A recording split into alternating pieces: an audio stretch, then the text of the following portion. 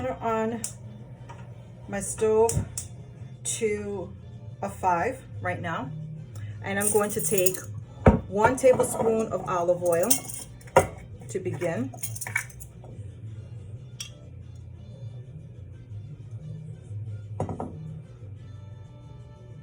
To that, I'm going to add my 1 tablespoon of minced garlic.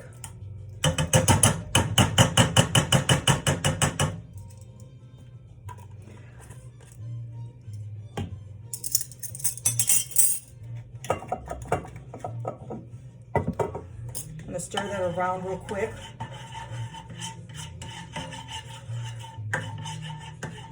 Okay. Now, my chicken has been marinating. You can marinate your chicken 2 hours before, the night before, whatever your preference is. In my marinade, I have adobo. I have what they call bitter orange, which is Naranja Agria. It's a Goya-based marinating product. I also have a little bit of lemon, a little bit of raw apple cider vinegar. All that combined in here.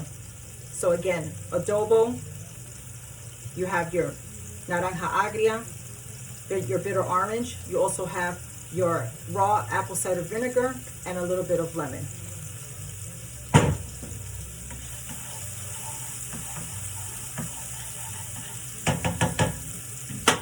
So I'm going to go ahead and put this in here. Now you can use any kind of chicken pieces that you like. Usually I make this with drumsticks and thighs only, but I didn't have thighs available, so I'm using chicken breast instead. But I'm also using the drumsticks because my son likes his drumsticks.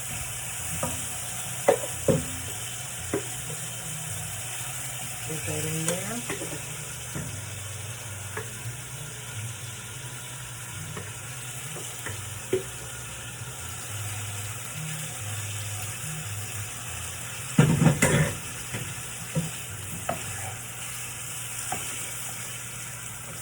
And I like to just kind of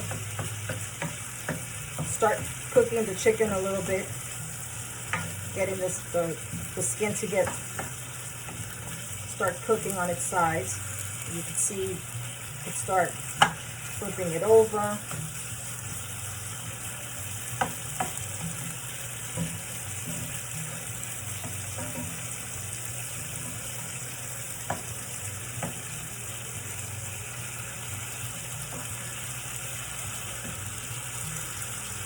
And I also, I tend to make holes in my chicken so that the seasoning gets in there and the marinade gets in there.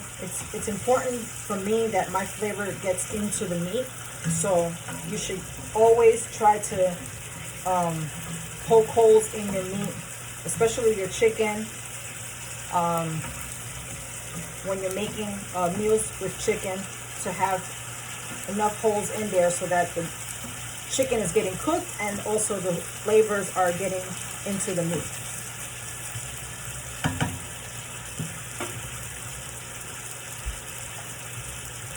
I'm going to put a lid on this and leave that for about 5 minutes.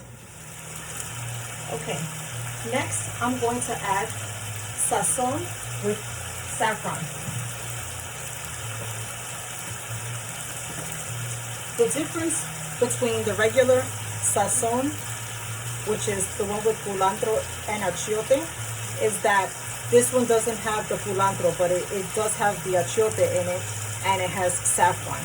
Saffron is used in a lot of your chicken and paella dishes that you have at restaurants. It just gives it an enhanced flavor of the chicken in your dish for your arroz con pollo. So I'm using 2 packets of this because I have a good amount of chicken in here. So sprinkling that around.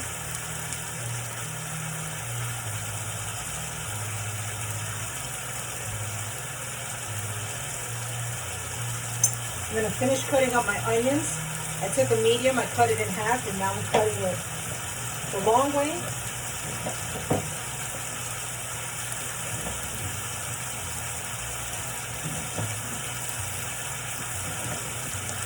Doesn't have to be perfect. And then I cut it in chunks. Again, doesn't have to be perfect. It's going to dissolve in your stuff. So here you have 1/4 green bell pepper, 1/4 red bell pepper, and a medium-sized onion.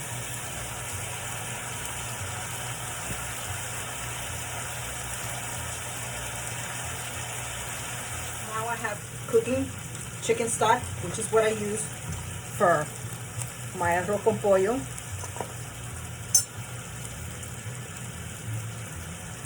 I usually take out about 2 ounces first and leave that off to the side.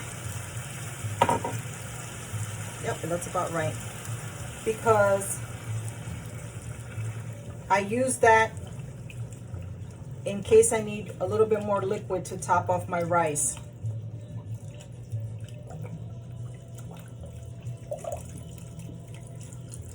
One thing to note is that when you're cooking this in the chicken stock is going to start to reduce down, so you're not putting as much rice in the dish.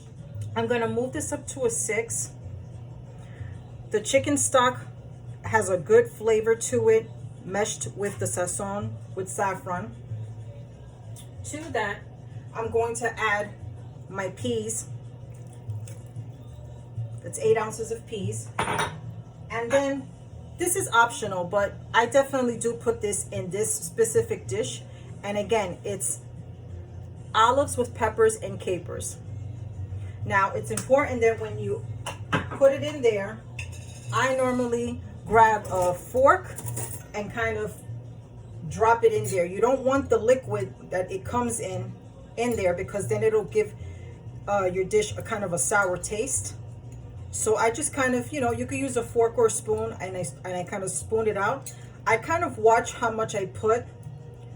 Some other recipes or other cooks that I've seen tend to put a lot more. I just like to have enough.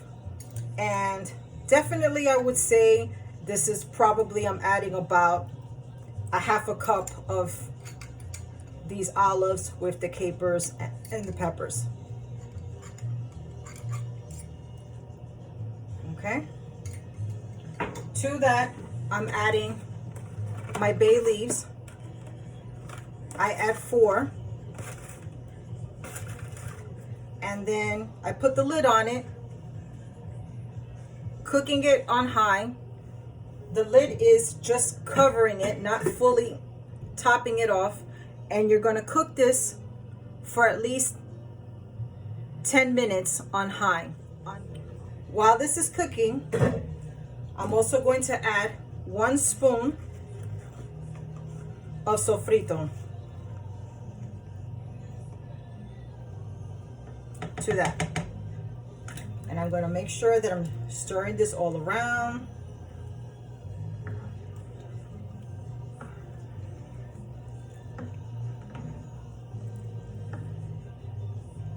I'm going to put the lid back on, and again, for about 10 minutes, cook it just like that. So it's been about 10 minutes already. Now, of course, I'm going to add the adobo. Again,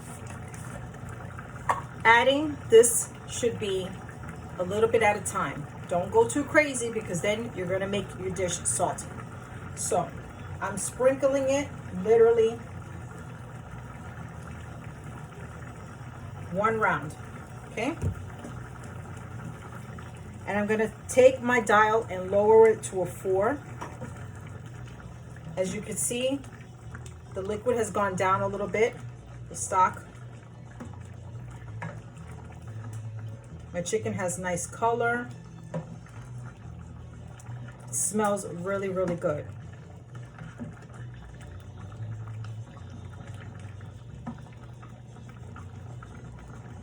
All right, I'm gonna take a spoon and taste it.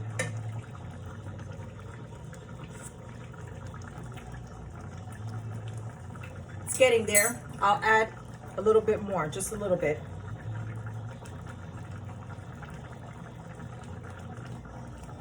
Okay. gonna go back, stir it.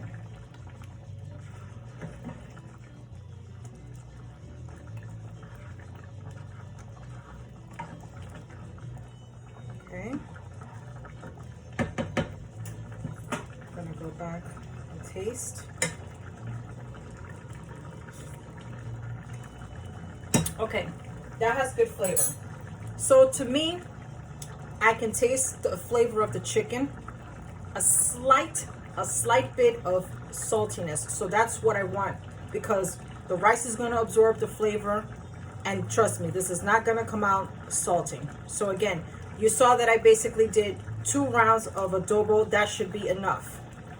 Again, make sure you taste it, and if it's good to your liking, if you feel like it's a little salty, that means it's right on the money with the flavor and the seasoning. Okay, so I've lowered this down to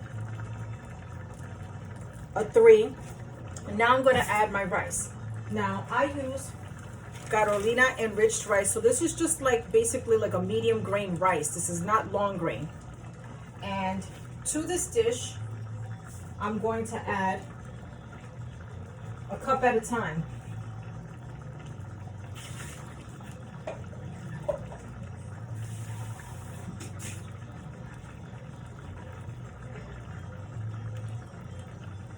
So you can see, and I do measure my rice. I make sure that it's even, and then I start putting it in.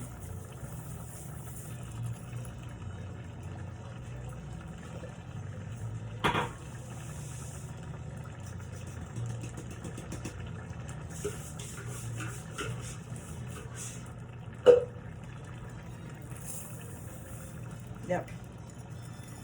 2 cups is enough. I make sure that I take all the rice out. Not 1 grain is left behind. The important thing is that you get the rice under the liquid, because it's got to start cooking, right? So you see I'm stirring it. I'm flipping some of the chicken over where the rice fell on it.